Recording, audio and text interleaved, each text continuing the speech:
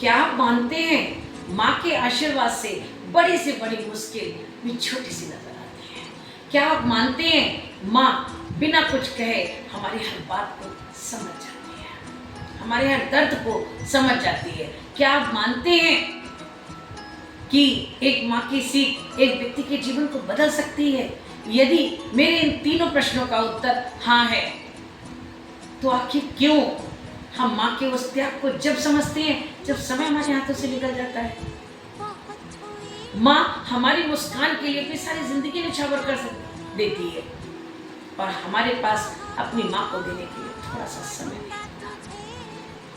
माँ जब हमारे दर्द को बिना कुछ कहे समझ जाती है, तो आखिर क्यों हम माँ के उस दर्द को नहीं समझ पाते कि हमारी माँ हमसे क्या चाहती है?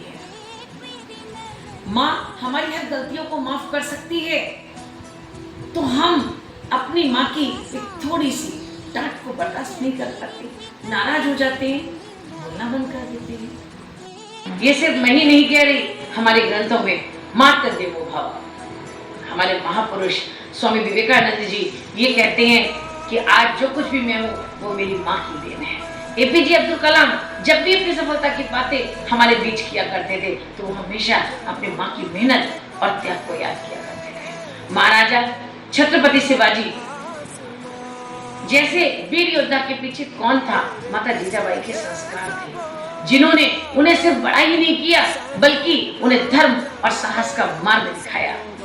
एडिशन कहा किया करते थे कि मेरी माँ ने मुझ पर विश्वास किया तभी तो मैं खुद पर विश्वास कर पाया।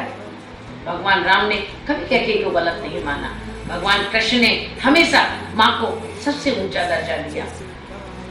जब भगवान ने, संत महापुरुषों ने और ग्रंथों ने भी माँ को सर्वोपरि स्थान दिया है, तो आखिर क्यों हम अपनी माँ को वो सम्मान नहीं दे पा रहे? फिर क्यों हमने अपनी माँ के लिए एक दिन सीमित कर दिया?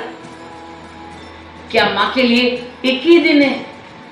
नहीं, माँ को धन्यवाद करने के लिए हर दिन श्रेष्ठ है। जब हमारा मन करे तो हमें अपनी माँ के पास बैठना चाहिए, उसका हाथ पकड़ के थामना चाहिए और उनसे उनके त्याग और संघर्ष के लिए धन्यवाद कहना चाहिए। अंत में मैं पल्लवी शर्मा आप सबसे बस इतना ही कहना चाहती हूँ कि मैंने माँ को एक रिश्ते में नहीं माना। मेरे लिए माँ वो शक्ति है जो सारे ब्रह्मांड को करुणा से बांधे रखती है। मैं हर स्त्री में उस शक्ति के दर्शन करती हूँ और आज मैं उसी मातृ शक्ति को वंदन करती हूँ।